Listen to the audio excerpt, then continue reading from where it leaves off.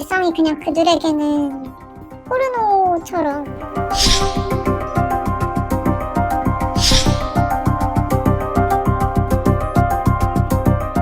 수사 과정이 훨씬 더 트라우마가 좀 심했어요. 피해자들이 모든 걸 그냥 감당하게 만드는?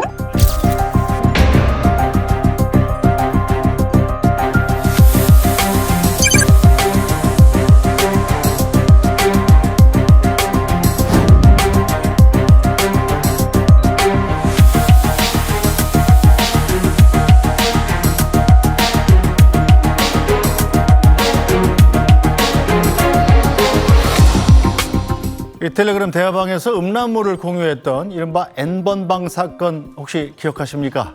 비슷한 사건이 또 적발됐습니다. 이번엔 서울대 졸업생들이 학교 후배들의 사진으로 음란물을 만들어서 유포해서 더욱 충격을 주고 있습니다.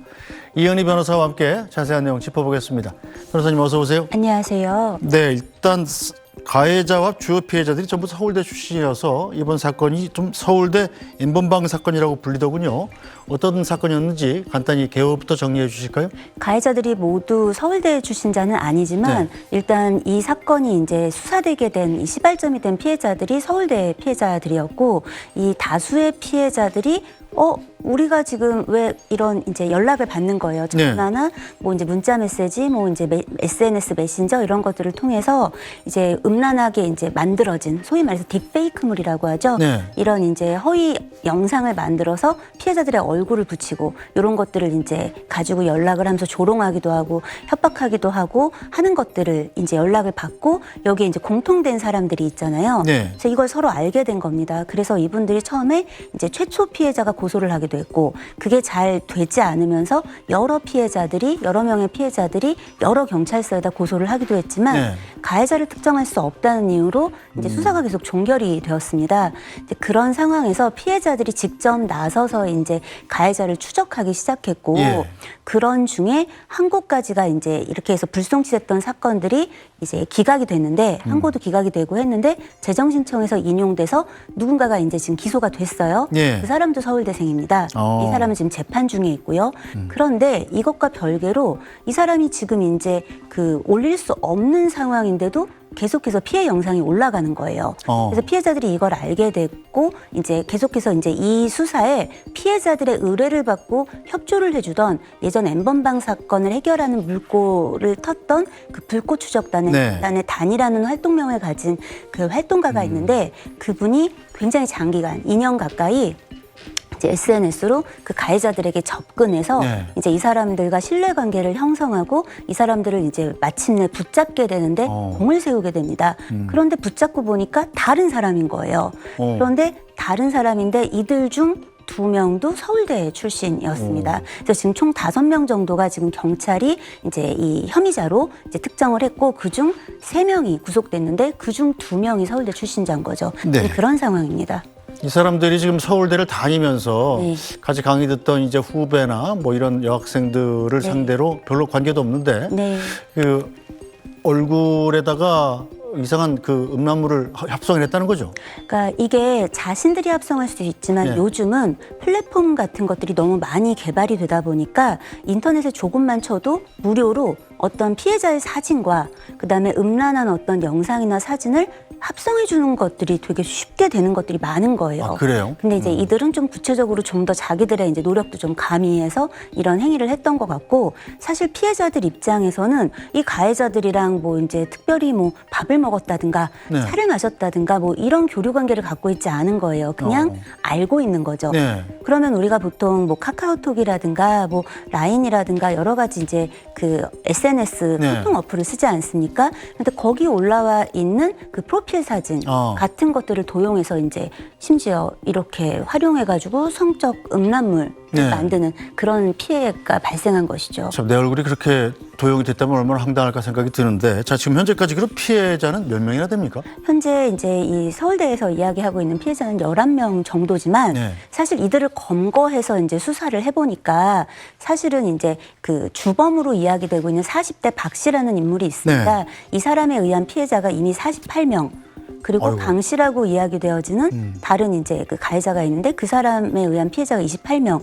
요 숫자를 합하면 이제 근데 겹치는 인물이 있기 때문에 61명 정도로 이제 피해자가 현재는 파악이 되어 있는 상황이라고 하고요. 네. 그런데 이들이 단순히 이제 이렇게 합성물을 만들고 유포한 것에 그치는 게 아니라 이 40대 박 씨의 경우에는 미성년자에 대한 그 성착취물 부분도 소지하고 이제 유포하고 했던 그런 혐의를 함께 받고 있다고 합니다. 이 박 씨와 강 씨, 이 피의자 두 명이 지금 둘 다 서울대 출신인 거고. 네. 그 원래 서로 알던 사이가 또 아니라고요? 네, 그들도 이제 서로 간에 이제 어떤 SNS 상에서 좀 변태적 성욕을 가진 사람들에게 네. 뭔가 서로 연락을 하고 링크를 보내고 하는 과정에서 알게 되고 알게 됐는데 굉장히 이제 의기투합하게 되는 상황인 것이죠. 그래서 서로 이제 뭐 각자 막 제작도 하고 같이 이제 이런 것들을 주고받고 유포를 하는 어떤 그런 상황에 있었던 거고요. 그러면서 서로에 대해서 네. 우리가 한 몸이다라든가 합성 전문가 뭐 이런 식으로 서로 이야기를 하며 서로를 치켜 세우고 네. 부추기고 하면서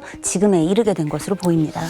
참 이해가 안 되는 분들인데 이 허위 음란물이 그럼 만들어서 유포를 했을 거 아니겠습니까? 네. 단체 대화방에다 유포를 했다던데 그럼 그 단체 대화방에 몇 명이나 같이 들어있던 건가요? 그러니까 이 단체 대화방이라는 거를 이제 예전에 그 N번방 사건 네. 때처럼 이 한 50명 정도 들어와 있는 방을 여러 개를 운영하는 거예요. 그리고 거기서 이제 계속해서 이런 영상들을 돌리는 거죠. 근데 이게 허위 영상물만 돌리는 게 아니라 피해자의 인적 정보를 같이 돌리는 겁니다. 근데 심지어 이렇게 이제 소규모 텔레그램 방을 수백 수천 개를 이렇게 운영을 하면서 이제 운영하다 보니까 사실은 피해자가 이걸 알기 어려운데 이 사건 같은 경우는 이 가해자들이 과감하게도 피해자에게 이걸 보내는 거예요. 그래서 이제 조롱하고 모욕하고 그런데 이 피해자들이 그래도 다행히 같은 학교 이게 좀 다행이라는 표현을 하기가 네. 좀 그렇습니다만 다행히 같은 학교에 피해자들이 다수 있다 보니까 가해자를 좀 좁혀보자라든가 가해자를 추적할 네. 어떤 용기와 시도가 가능했던 것이죠. 그러면서 이제 피해자들이 이 수년간 이 수사를 포기하지 않음으로써 오늘에 이르게 된 거고 이거에는 SBS가 이제 이 보도를 하면서 네. 다시 이제 경찰이 이 재수사에 나섰던 이런 부분들도 상당한 기여를 한 것으로 보입니다. 네, 당시에 바로 지난해 12월입니다. SBS가 이 사건 피해자들의 제보를 받아서 이 증거 부족으로 그러나 수사가 종결됐다 이런 안타까운 소식을 전한 적이 있습니다. 당시 보도도 보고 오죠. 가까스로 의심되는 인물을 찾아 경찰에 알렸지만 확실한 증거가 없다는 이유로 수사는 종결됐습니다. 수사 과정이 훨씬 더 트라우마가 좀 심했어요. 피해자들이 모든 걸 그냥 감당하게 만드는? N번방 사태를 계기로 지난 2020년 불법 합성물의 제작과 유포를 처벌하는 법이 시행됐고 지난 7월부터는 개인정보를 온라인에 유포하거나 지인 능욕방을 개설하면 처벌을 받습니다. 그러나 이런 범죄가 대부분 해외에 기반을 둔 SNS를 통해 이뤄지다 보니 범인을 잡는 경우는 절반도 안 됩니다. 회사 자체가 해외에 있기 때문에 수사 협조를 받아야 되는 부분들이 있는데 그 인적사항을 확인하지 못하는 경우들도 많이 있습니다. 자, 일단 그때는 수사가 안 됐었는데 일단 저거부터 좀 짚어보죠. 이 사람들은 왜 그럼 내가 뭐 특정 여학생을 관심이 있을 수 있어요. 그래서 음란물을 만들었는데 그걸 왜 당사자한테 보냅니까? 우린 이렇게 생각하지 네. 않습니까? 흔히 그 여학생에게 혹은 그 여성에게 그 피해자에게 가해자가 관심이 있었어. 뭐 좀 좋아했나? 네. 이렇게 생각하는데 그게 아닌 겁니다. 왜냐하면 그러면은 특정 한두 명에 대해서만 하겠죠. 예. 그 해당 범죄가 끝나면 그 다음 걸 하면 안 되겠죠. 그런데 굉장히 다수의 사람들을 대상으로 반복적으로 이제 이런 행태를 이어가는데 이거는 애초에 그 피해자에 대한 어떤 마음에서 비롯되는 게 아니라 예. 그냥 그 가해자들이 가지고 있는 변태적 습성, 굉장히 찌질하고 안 좋은 어떤 네. 범죄의 습벽에서 이제 비롯되는 겁니다.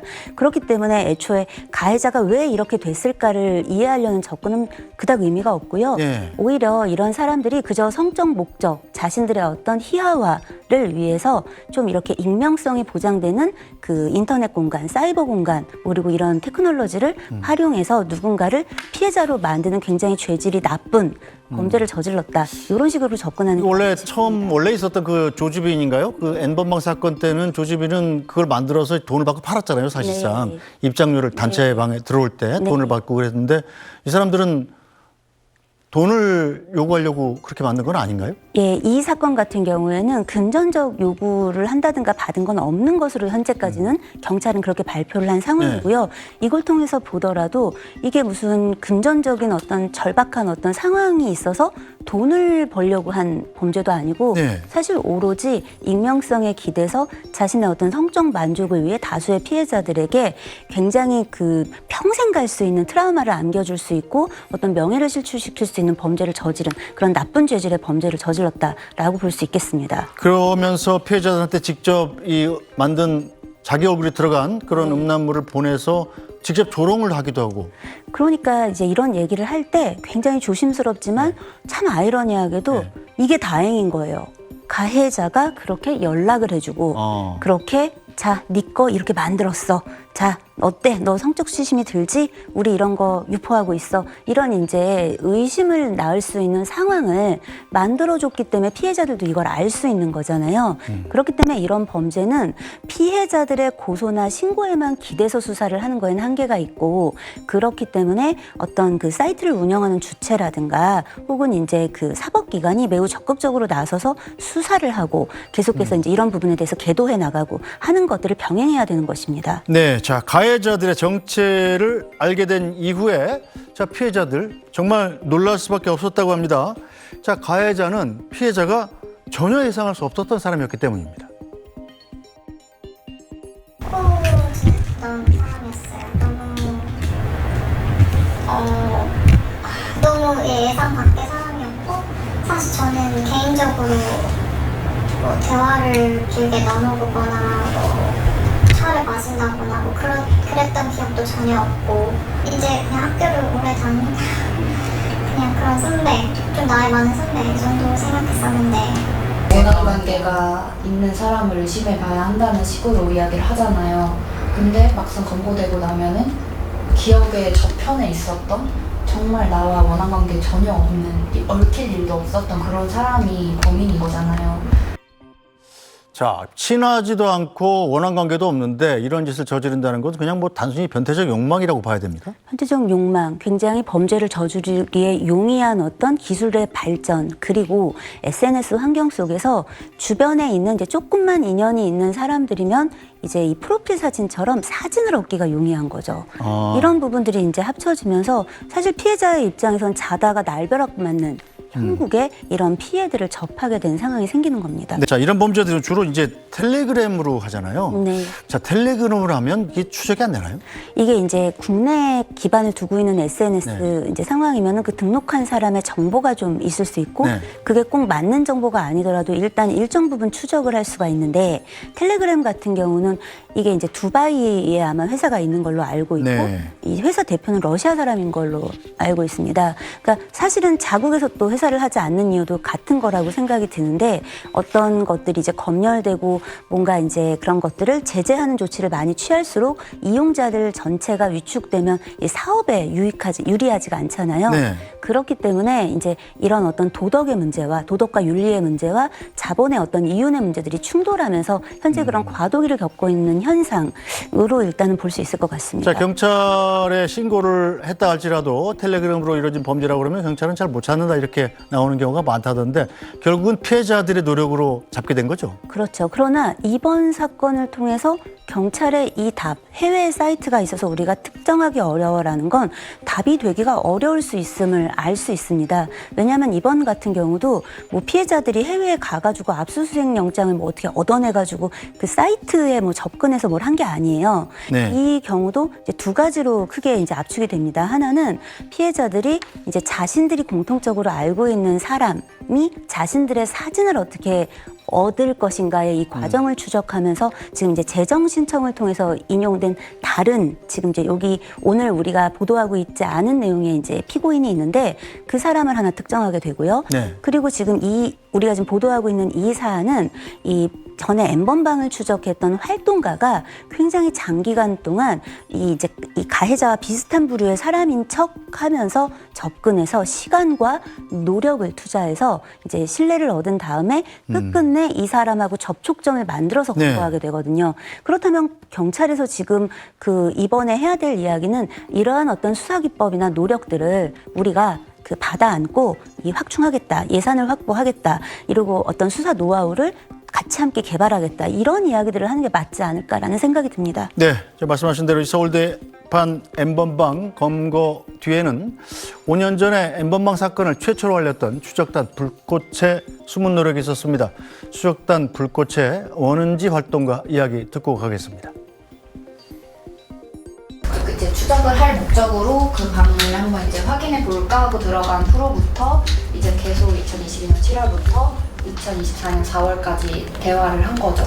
그래서 서로의 어떤 신상 정보도 물론 저는 가상으로 다 지어낸 정보지만 그 사람이 이제 저의 가상의 신상 정보를 알고 저를 믿고 약간 이런 과정들이 2년 정도 쌓여 있었던 거고, 3월 초부터 이제 본격적으로 저의 가상의 아내가 있다고 이제 설정을 해서 그 아내를 이제 능욕하는 대화들을 같이 했어요. 그러면서 이제 라포를 쌓았는데, 이제 그 과정에서 저의 아내에 대해서 엄청 집착하더라고요. 정말 가지고 싶다 이런 식으로 이야기를 하더라고요.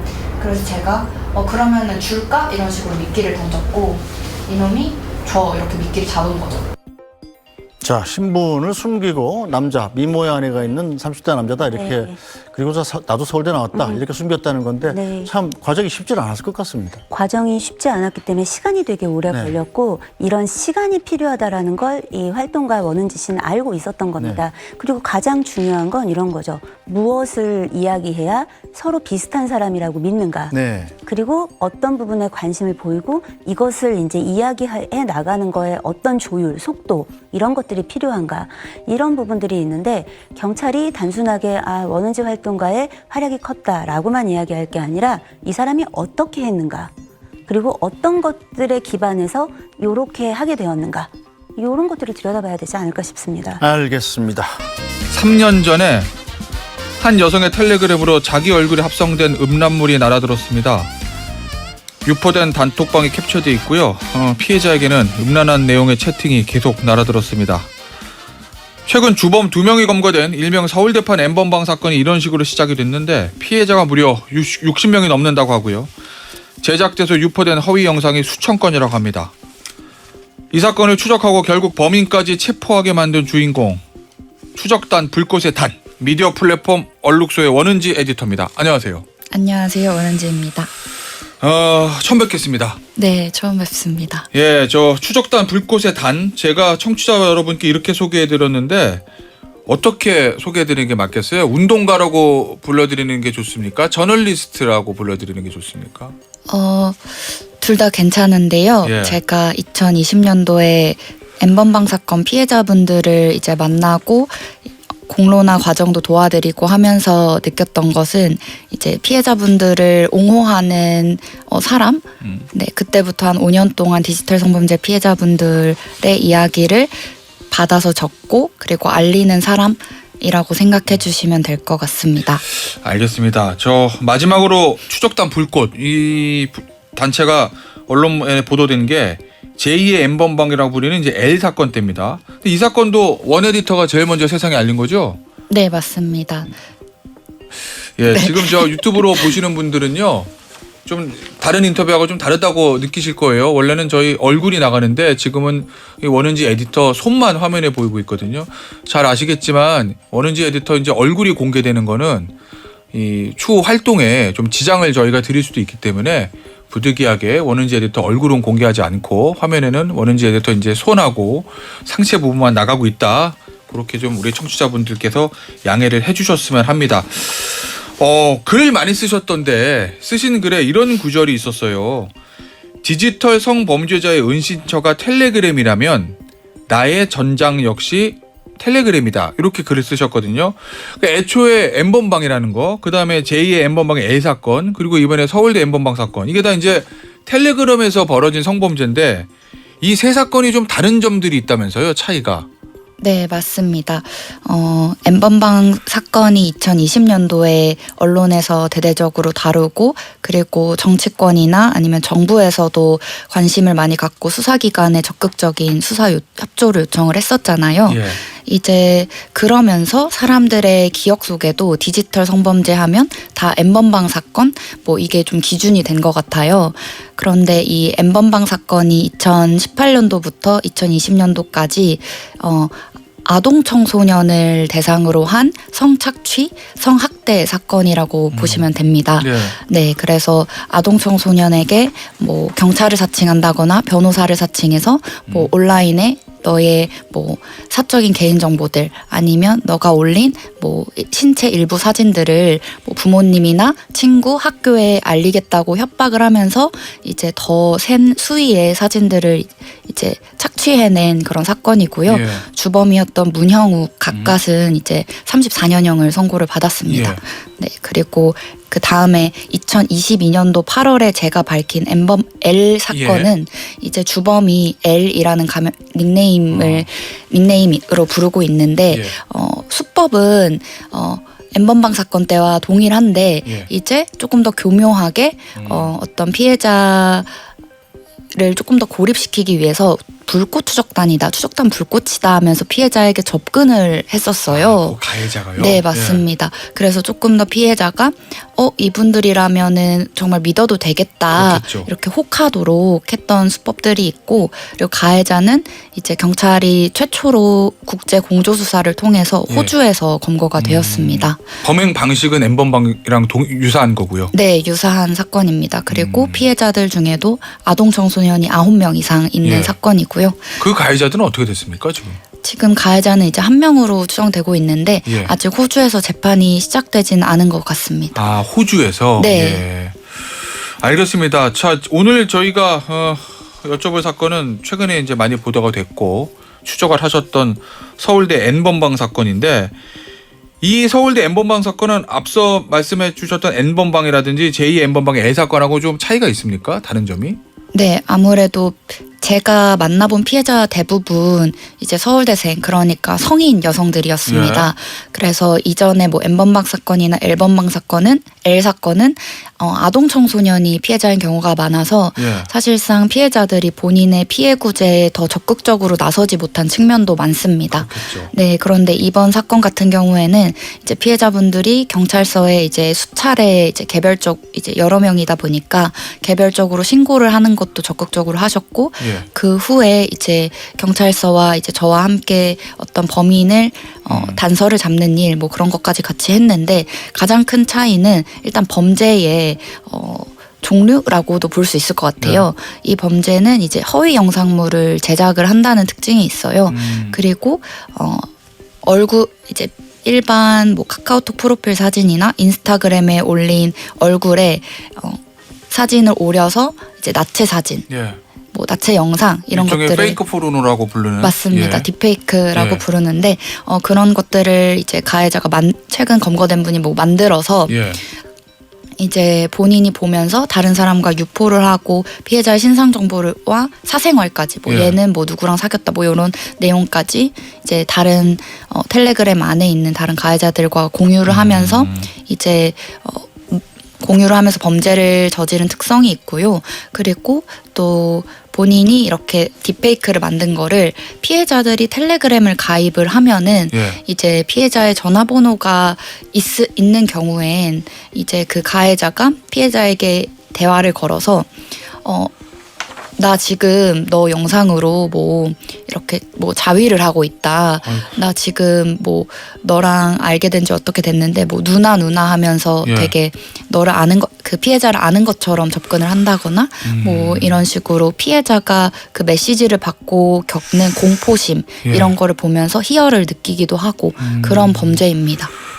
2년 넘게 지속된 범죄입니다. 이 보니까 피해 여성이 61명이고 이 중에 서울대 출신이 12명이고 가해자도 서울대 출신이라고 하고, 그런데 이런 피해를 당한 여성분들이 이 메시지를 처음에 딱 받으실 거 아니에요, 텔레그램으로. 네.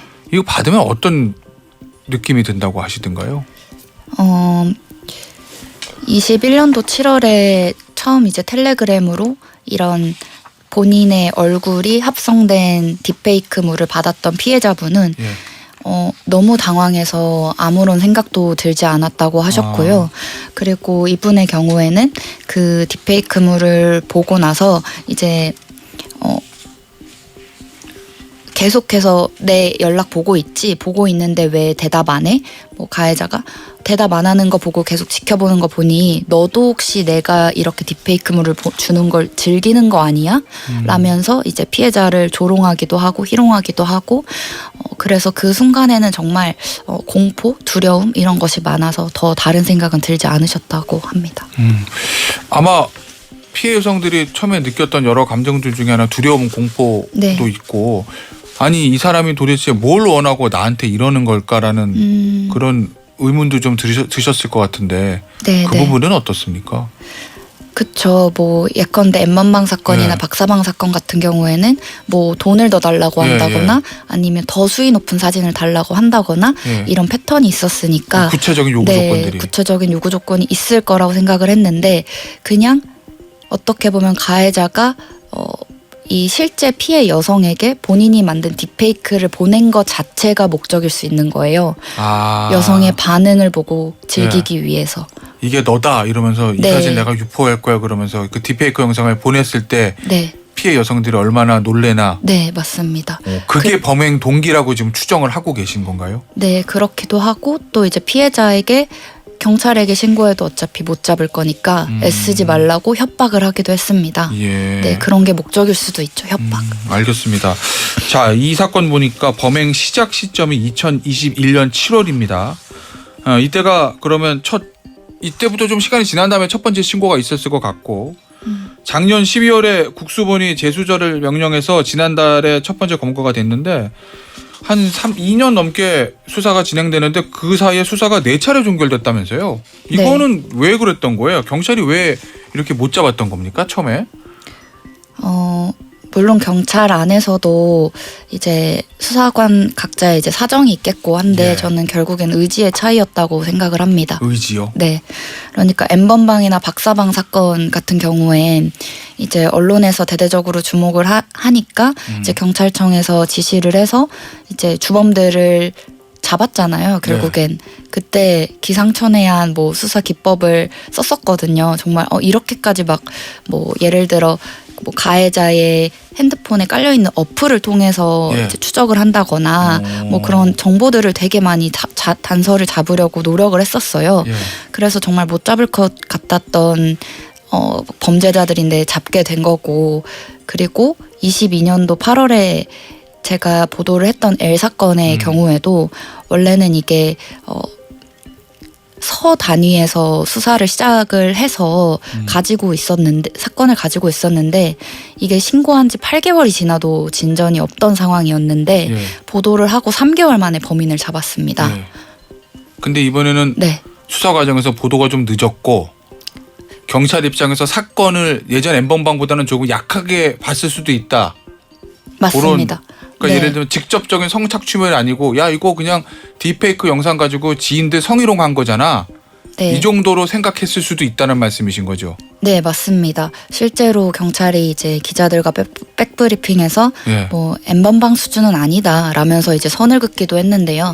당연히 다른 범죄죠. 근데 예. 그 범죄에 맞는 이제 적극적인 수사를 해야 하는데 피해자분들이 또 성인이다 보니까 예. 또 이게 아동 청소년 성보호법이 있는 반면에 예. 피해자를 보호하는 성인 피해자를 보호하는 법은 없다 보니까 아무래도 또 법책이 좀 네, 다르죠. 맞습니다. 그래서 더 그런 것 같기도 합니다. 알겠습니다. 이 주범인 박 씨가 이 사람이 제작한 음란물이 뭐 100건이 넘고 유포된 건 1,700건이 넘는다. 뭐 이런 보도들이 있던데 이 사람은랑은 언제 어떻게 접촉하시게 된 거예요? 처음 접촉하게 된 거는 2022년 7월입니다. 그때 당시에 피해자분들에게 이메일로 제보가 왔었고요. 예. 이제 제보 온 메일 중에 가해자와 비밀 대화를 할 수 있는 대화방 링크가 있었습니다.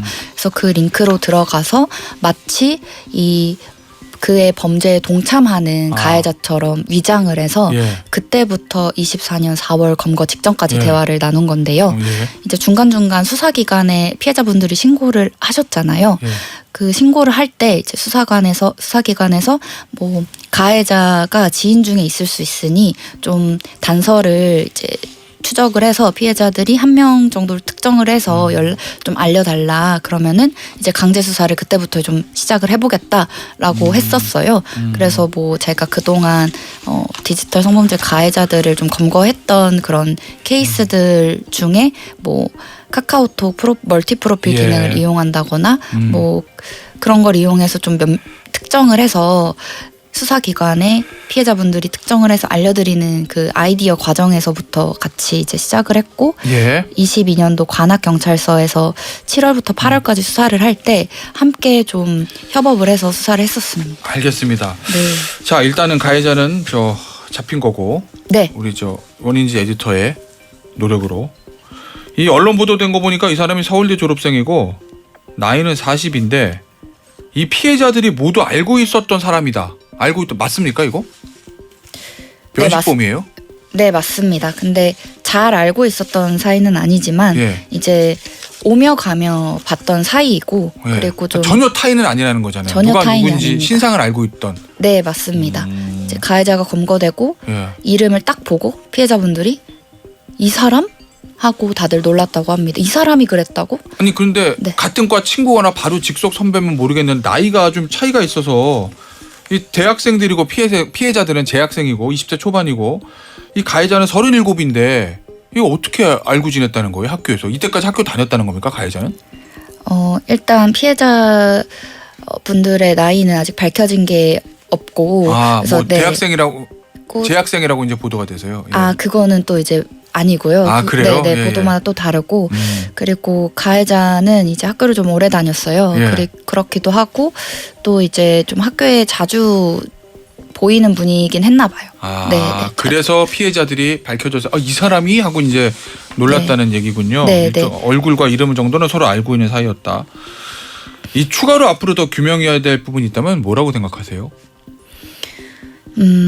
일단 텔레그램에 이런 지인 능욕을 하는 이게 지인 능욕이라는 이제 좀 알맞지 않은 명칭으로 불리고 있는데 이런 뭐 불법 사진을 합성을 하고 그리고 돈을 받고 이 제작을 맡기기도 하고 뭐 이런 체계 자체가 텔레그램 안에 이미 있어요. 그래서 가해자들이 불법 촬영 합성물을 이제 누군가에게 의뢰하기도 하고 의뢰받기도 하고 그러면서 이 범죄가 점점 더 심각해지고 있거든요. 그래서 그런 부분도 물론 수사에서 밝혀내는 것이 중요하겠지만 이 지인 능욕이란 범죄의 특성상 피해자들이 정말 여러 군데에 여러 곳에 있을 수 있거든요. 아직 밝혀지지 않은 피해자들도 있고 그래서 피해자들이 신고를 해서 경찰에 신고를 하면 경찰에도 이제 데이터가 쌓이고 피해자 이번 이 박 씨의 경우에도 여러 명의 피해자를 대상으로 범죄를 저질렀잖아요. 그러면서 피해자들이 이제 한 명 한 명 더 나오게 되면서 이제 단서를 더 잡게 된 케이스이긴 해요. 그래서 좀 적극적으로 피해자들이 신고를 할 수 있게 좀 도와줄 필요가 있을 것 같습니다. 이 텔레그램으로 이런 범죄를 저지르는 사람들 머릿속에는 아마 이게 텔레그램이 잘 추적도 안 되고 서버도 외국에 있고 이래서 우리는 안 잡힐 거야. 아마 이런 생각도 좀 있는 것 같아요. 그런데 결국 우리 원인지 에디터 같은 분들의 노력으로 잡혔습니다. 그 범죄자들에게 마지막으로 하고 싶은 말 있으면 한마디 해주시죠. 이런 범죄는 피해자의 존엄을 살인하는 행위입니다. 잡힙니다. 라고 하고 싶습니다. 알겠습니다. 오늘 인터뷰는요. 여기서 마무리하도록 하겠습니다. 추적단 불꽃의 단 원인지 에디터였습니다. 감사합니다. 감사합니다.